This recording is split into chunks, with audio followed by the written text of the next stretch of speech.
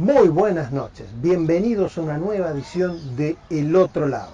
Gracias por estar en esta nueva edición y compartir las entrevistas que trajimos hoy en esta edición. ¿Qué temas tenemos hoy? ¿Tenés miedos? Sí, como que no, como todo ser humano, ¿o no?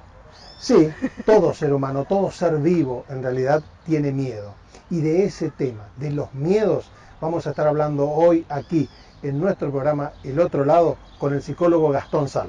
Y también en Quinta Esencia entrevistamos a la doctora Clara Aquino, quien nos cuenta qué hay que trabajar a la hora de pensar en la prevención del cáncer. Esto y más en El Otro Lado.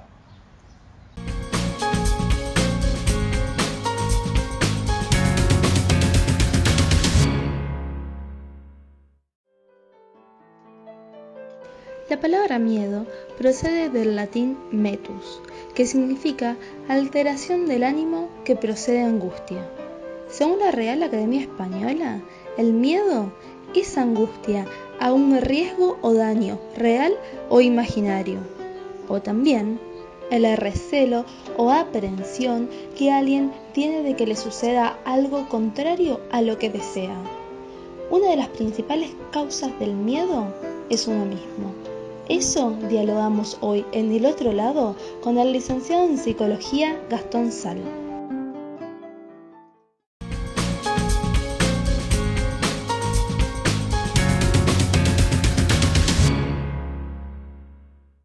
Hoy vamos a hablar de un tema espinoso. Vamos a hablar de los miedos. Y para eso estamos aquí con Gastón Sal, delante de la figura del bombero. ¿Sí? Gastón, ¿cómo estás? ¿Cómo estás? Un gusto, como siempre, para mí compartir con vos estas entrevistas. Sí, los miedos vienen... ¿Qué son los miedos? ¿Cómo decirle a la gente qué es un miedo? Los miedos, primero y principal, tienen que ver con una de las emociones más básicas y arcaicas de la existencia humana. De hecho, el miedo fue algo necesario para nosotros para poder sobrevivir.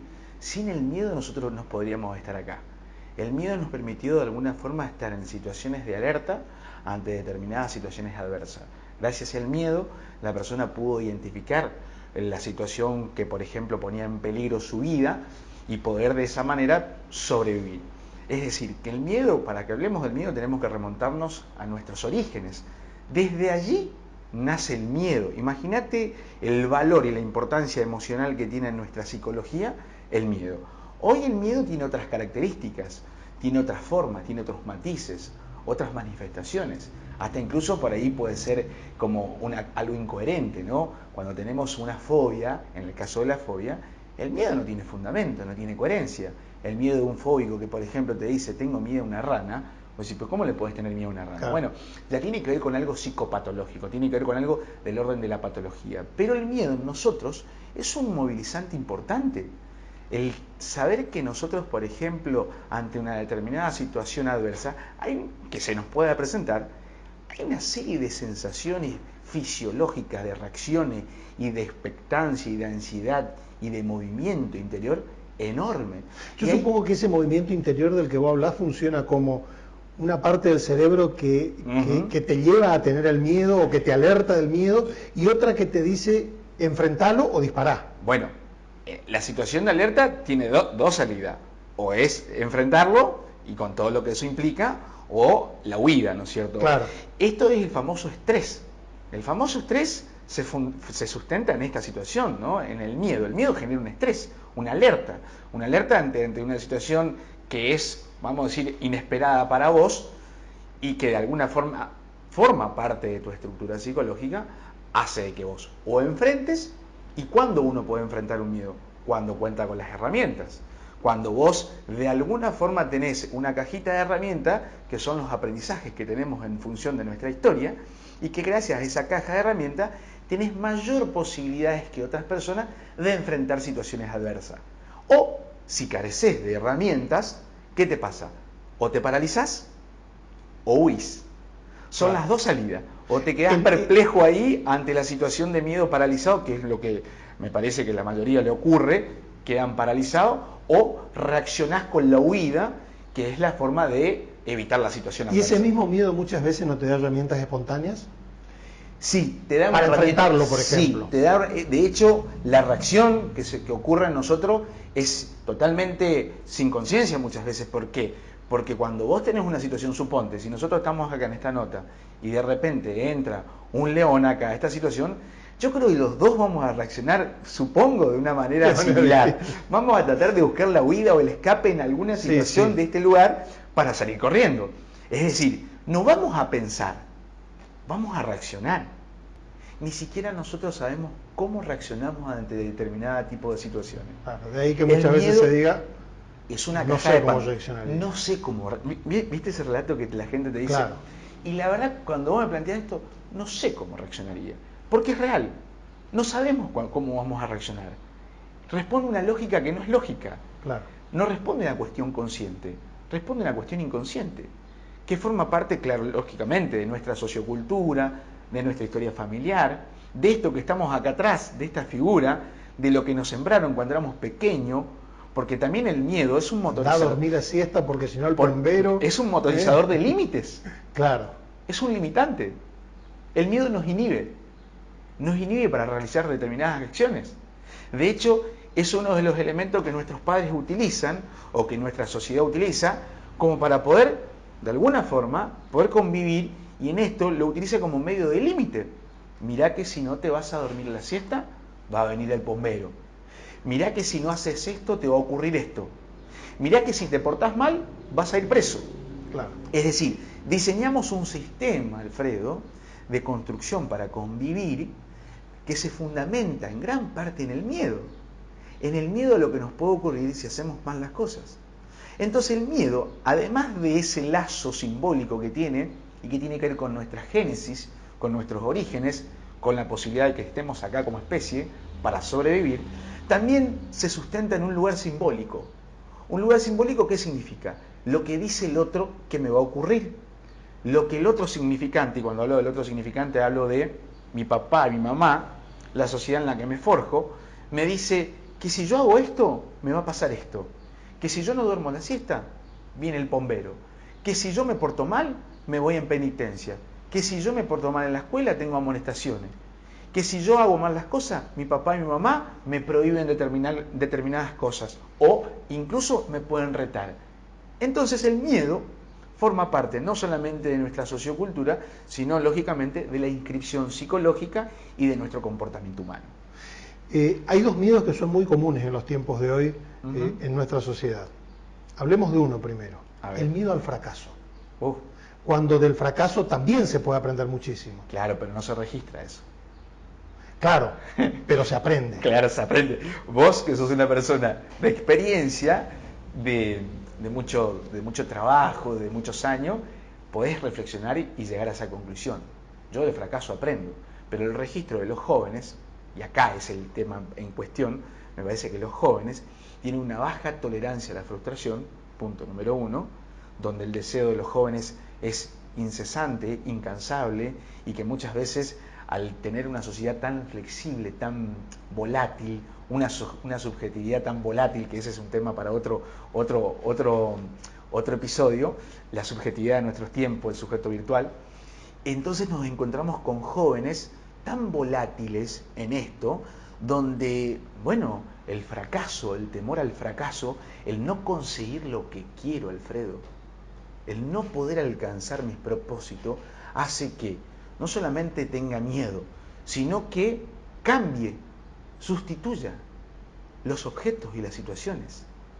Yo no puedo conseguir esto, bueno, no importa, reemplazo por otra situación y busco otro deseo. Entonces si vos le preguntás a un joven, ¿qué querés de tu vida? No sé. ¿Qué deseas? No sé. Cuando, por ejemplo, estás en una situación y compartiendo con un amigo, ¿la pasas bien? Y sí, más o menos, depende. Es decir, hay un discurso que nos estamos encontrando con las generaciones venideras, y cuando hablo de generaciones venideras estamos hablando de 30, de 25 para abajo, donde esta cuestión de la frustración, yo creo que más que miedo, Alfredo, lo veo más con una connotación desde el punto del deseo, donde el deseo es reemplazado por otro deseo y donde el miedo, te diría, prácticamente está diluido. No hay una significación de que tu papá te diga, che, mirá que si te portás mal, te va a pasar esto. ¿Sabes lo que te dicen los jóvenes? Y bueno, metele. Claro, ahora, ¿Qué me importa? desde ese punto de vista, ¿es bueno tener miedo al fracaso o es bueno fracasar para formarte en otros aspectos? Yo creo que las dos cosas, aunque suenen medias no tan lindas y gratas, son buenas. El miedo a saber que podés fracasar es bueno porque el miedo te motoriza. El miedo es un motor, es una emoción motorizante. Pero ¿qué pasa? Cuando el miedo te paraliza, es malo. ¿Estamos? Claro. Si yo utilizo el miedo como un motor para enfrentar, es bueno porque aparece el desafío como motorización también. Yo desafío aquello que temo.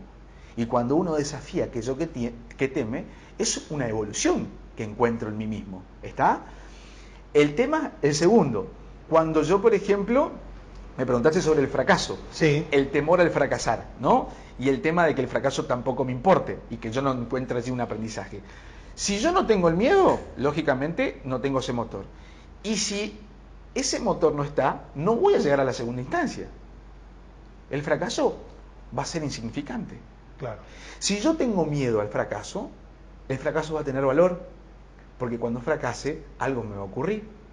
¿Me explico? Sí, es decir, es una lógica doble en la que se tiene que dar lo uno y lo otro. Me parece que las dos cosas son buenas, porque si fracasé, ¿qué pasa? Listo, apareció eso y ahora me va a costar un poco más, porque me va a dar miedo volver a enfrentar una situación, por ejemplo, de los jóvenes adolescentes que están transitando en la vida académica, por ahí un final, ¿no? Un final Claro. que es un miedo que tienen. Entonces, por ahí dice, el que no puede superar el fracaso, la frustración, dice, no, ahora no voy a volver a rendir, me voy a quedar en mi casa, no voy a la facultad, dejo la facultad. Eso es malo. ¿Pero por qué? Ahí es donde el miedo te jugó una doble pasada, en la que no solamente tenés demasiado miedo, sino que también el fracaso no pudiste salir porque tenés miedo a volver a fracasar. Es decir, en ambas aristas el miedo te está jugando una doble pasada que es mala, donde no puede convertirse en un desafío. ¿Me explico? El otro miedo, que tal vez es tan viejo como la humanidad, es el miedo a la muerte. Qué miedo ese, ¿eh? ¿Vos sabés qué? Voy a reflexionar desde un autor que me gusta mucho, que se llama Lacan. Lacan es un psicoanalista muy reconocido a nivel internacional, y él decía, saber que no vamos a morir es lo que nos da fuerza para poder vivir. El mismo miedo a la muerte es la misma fuerza que tenemos para vivir. Es el motor para disfrutar, digamos. Es el motor para vivir. Saber que nos vamos a morir, Alfredo, saber que esto se va a terminar, y cuanto más fuerza tenga ese miedo, cuanto más, vamos a decir, esté dentro tuyo ese símbolo, porque ese es un símbolo arcaico, ¿eh? Sí, sí, seguro. Es un símbolo que está desde los orígenes de nuestra existencia, seguro. A qué venimos, hacia dónde vamos y qué pasa con el tema de la muerte, ¿no? Es decir, el después. El después, ¿no? El después de esto que tenemos que hacer acá, que no sabemos bien qué tenemos que hacer. Todavía no Pero sabemos. que vale la pena hacerlo. Pero que vale la pena hacerlo. Pero saber que te vas a morir y el no saber la incertidumbre del miedo a la muerte es lo que motoriza a vivir la vida con mayor intensidad. Y cuanto mayor es ese motor, y cuando digo mayor digo, cuanto quizás mayor sea ese miedo, mayor es la intensidad que le pongo a la vida. Porque ¿sabes una cosa, Alfredo? Hay un error por ahí, a mi criterio, ¿no? De las personas que toman como decisión quitarse la vida o que tienen comportamientos autodestructivos. Los seres humanos tenemos comportamientos autodestructivos. Una persona que sabe que fumar le hace mal y fuma un atado de cigarrillos es un comportamiento autodestructivo. Una persona que sabe que comer harinas en exceso o azúcar en exceso porque tiene problemas de salud. O que cruza un semáforo en rojo. O que cruza un semáforo en rojo, lo hablamos correcto, claro, como lo hablamos una vez, o que anda a 180 kilómetros, es autodestructivo. Entonces, de alguna forma también hay una fuerza nuestra que no solamente tiene que ver con esta cuestión del miedo a la muerte, sino que es justamente el querer morir, que también nos impulsa.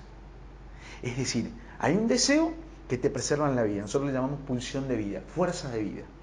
Y hay otra fuerza que nosotros le llamamos pulsión de muerte, que es la que te lleva a morir. Entonces, la que te pulsiona a vivir es la que te tiene muy presente que te vas a morir y que no te querés morir. Claro. Entonces haces todo para preservarte, para cuidarte en tu salud, para cuidarte en tus energías, para cuidar tus emociones, para cuidar tu familia, para estar en tu estado de integral de armonía, porque querés vivir, querés preservarte. Pero después tenemos la otra pulsión, que es la pulsión de muerte, y que está en todos los seres humanos, en menor o mayor medida, y que nos moviliza a que este símbolo de alguna forma esté poco presente y no tengamos ese registro. Entonces de alguna forma hacemos determinadas acciones que nos impulsan a acelerar el proceso de muerte, nos impulsan a morir. Como por ejemplo esto de andar a 180 km por hora, donde vos sos consciente de que si chocas a esa velocidad, tenés altas probabilidades de morirte. O si te fumas un atado de cigarrillo, tenés altas probabilidades de contraer un cáncer. Entonces, vos seguís haciendo esas acciones, el médico te dice, mirá que te vas a morir, ¿eh? No importa. Hay algo dentro tuyo que te sigue impulsando a la satisfacción de eso y que de alguna forma te moviliza el camino hacia la muerte. Gastón, un gustazo como siempre. Como siempre para mí. Y ojalá podamos seguir hablando de estos temas acá. No hay ningún problema. Para mí es un placer compartir con vos este espacio y siempre agradecido. Gracias, y a no tener miedo, porque los miedos nos mantienen vivos. Así.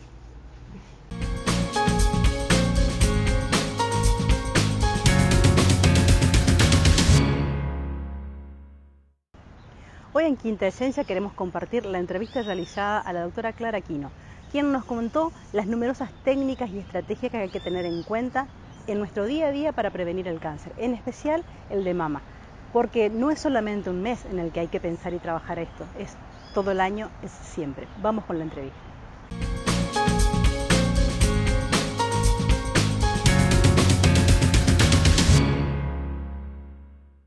Hace un tiempito nos juntamos un grupo de mujeres que le pusimos Mujeres Solidarias, y Sonia López, que es conocida por su lucha contra las drogas, ella está muy involucrada con Mamás del Paco.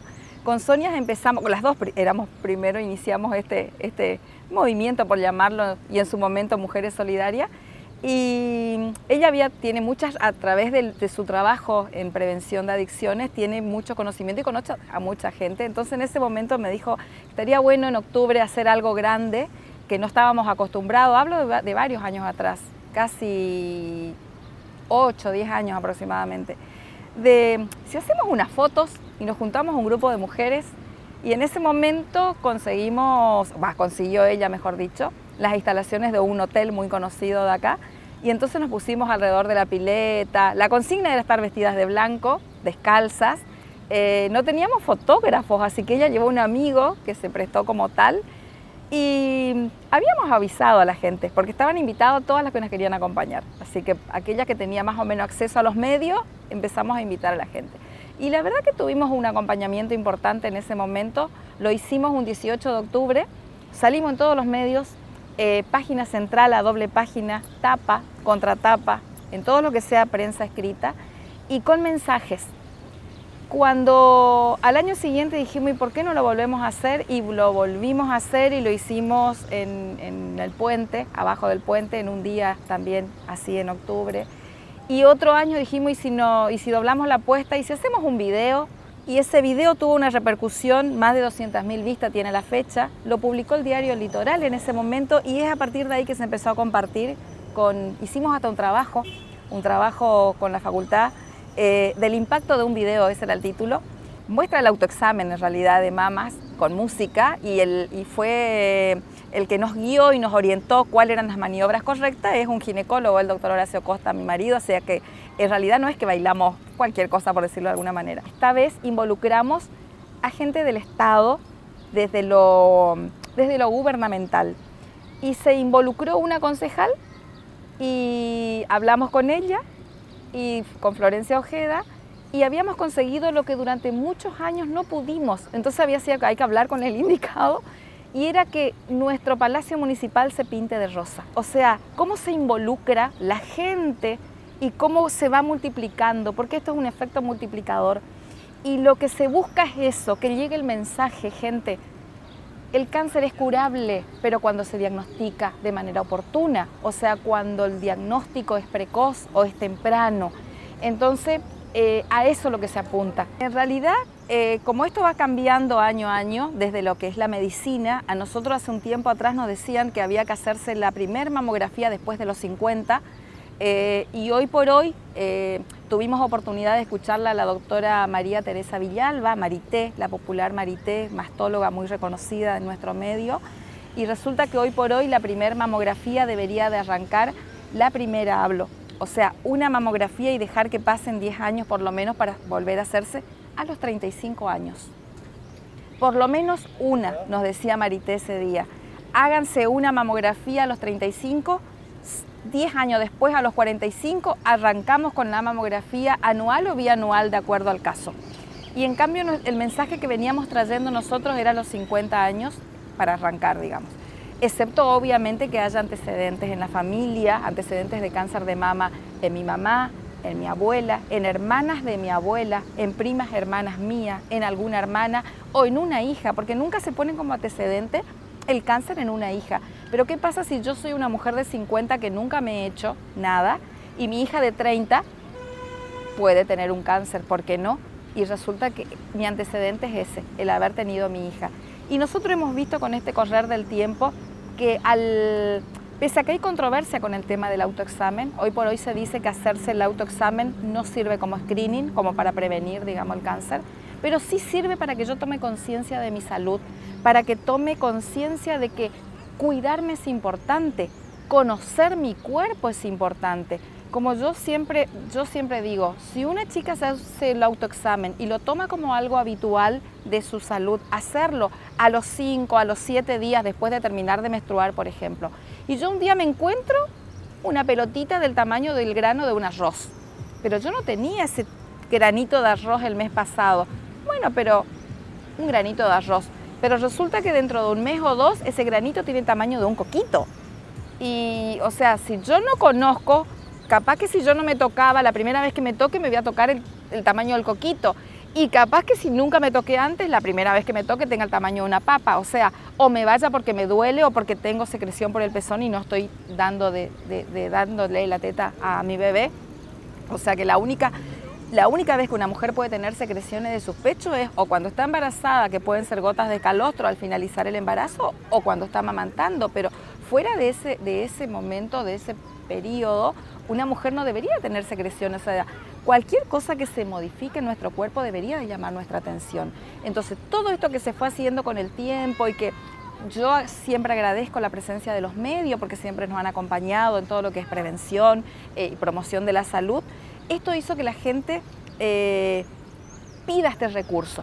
Todas las salas dieron charlas sobre cáncer de mama, sobre lo que es la prevención oportuna. Los CAPS, veo las fotos todo el tiempo viendo. Y antes era como que esto era exclusivamente del ginecólogo.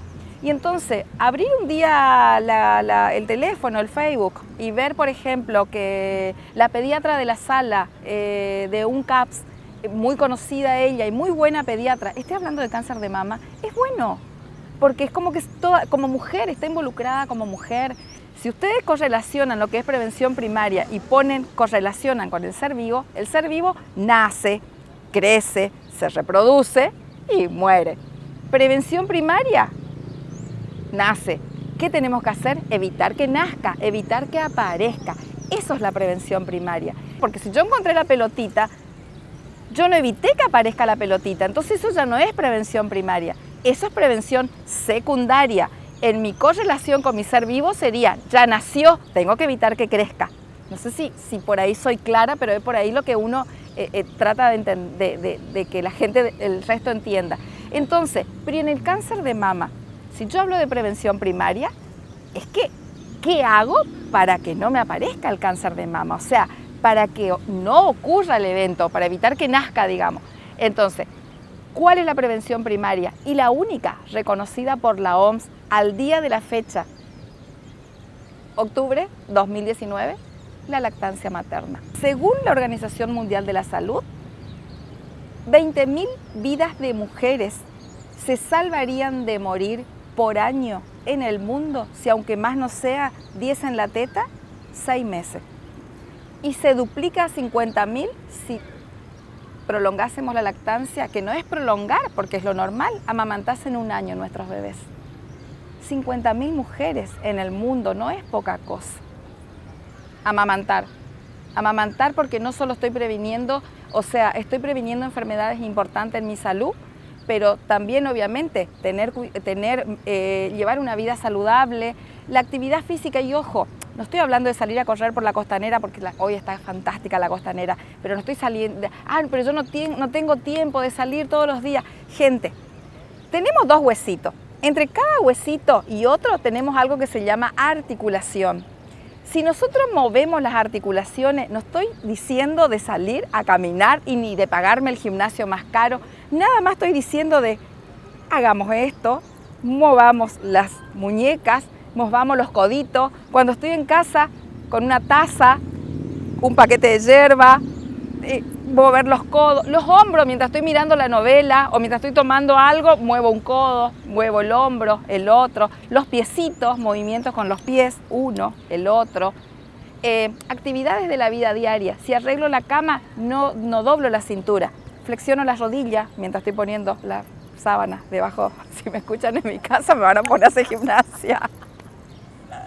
Pero actividad de la vida diaria, o sea, una vida saludable. O sea, la prevención es tomar agua, no hablo de tomar 2 litros de agua, que está bueno tomar agua, no se mentalicen, nada más andar con la botellita cuesta, con eso ya ganaron un montón. De empezar de a uno, si no como nunca frutas, y comer una fruta hoy, una, o media banana, arranco con media banana, listo, mañana me comeré la otra mitad, pero ya me comí una banana y no estaba acostumbrada a comer frutas. Empezar a tratar de dejar de eso que nos han puesto, que hay que comer esto, que hay que comer lo otro, y conclusión no terminamos comiendo nada de lo que nos dicen. Entonces, me gusta tomar y listo, una latita de cerveza y bueno, la dejo para el finde. No bajarme cada noche una lata. A la que fuma, no le digo que deje, que fume menos nada más. Si está acostumbrada a fumarse 20 puchos por día, y si probamos con 15 hoy, y capaz que mañana 14, y capaz que el mes que viene bajamos a 10. Entonces, como yo siempre digo, nunca es no. Las gaseosas tienen mucho azúcar. No hablo de no, hablo de ser moderados. Es que primero tenemos que querernos nosotros.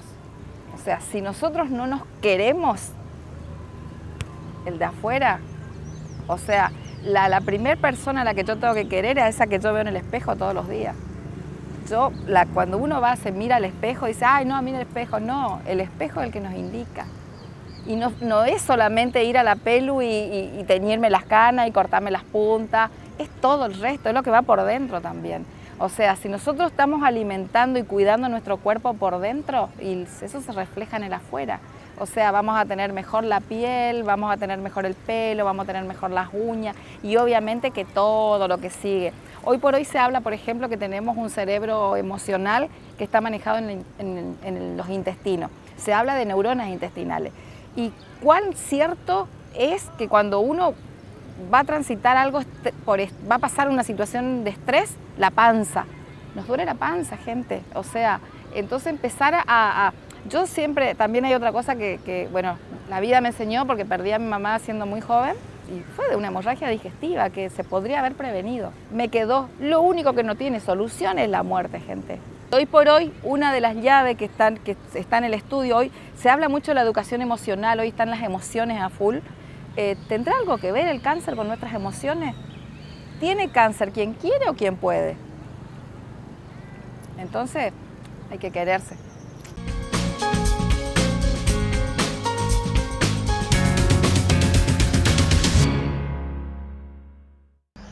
Y así llegamos al final de una nueva edición de El Otro Lado.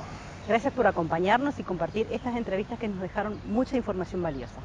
Los esperamos el próximo lunes, aquí en este mismo canal, a partir de las 21:30. Hasta entonces.